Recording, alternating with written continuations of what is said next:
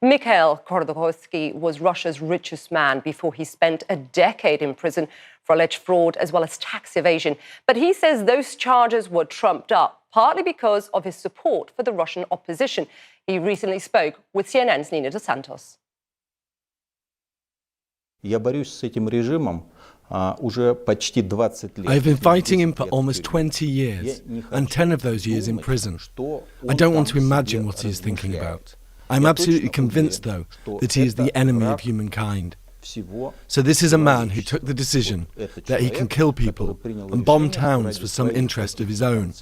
He's my personal enemy, and I think he's the enemy of any normal human being. What frame of mind do you think he's in? Of course, we can see that in the clinical features of paranoia.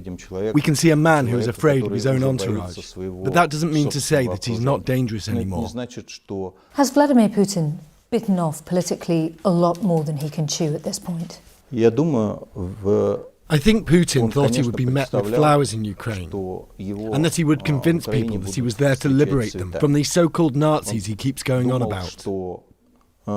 Putin is firmly convinced that people themselves can't fight for freedom themselves. It must be some Americans forcing them to do it. And so today he's shocked. Do you think that we'll see Vladimir Putin and members of his entourage in The Hague facing war crimes?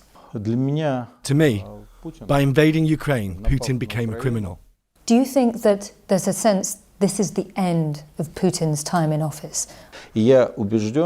I'm convinced that Putin hasn't got much time left. Maybe a year, maybe 3. But what he's done in Ukraine has significantly reduced his chances of remaining in power much longer. Today we are no longer thinking in terms of his being around another decade, as we thought a week ago. So these sanctions, seizing yachts, bank accounts, potentially expensive houses here in London, is this going to be enough?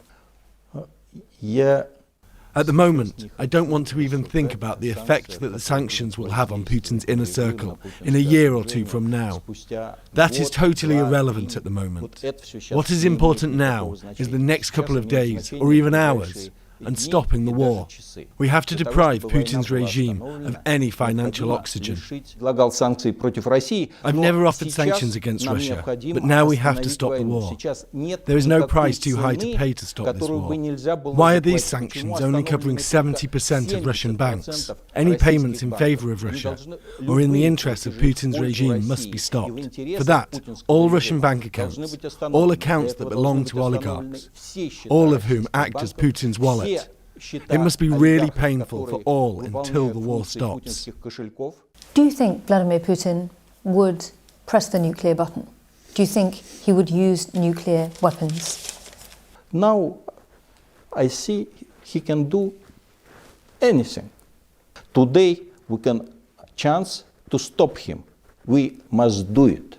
I think he can cross any lines if we will try to talk with him. We look like weak. We Ukrainians must stop Putin now. 24 hours, 48 hours. At that time, we must decide we stop Putin now or we stop Putin later in the war between our countries. What's your message to Vladimir Putin right now? It's only one: stop.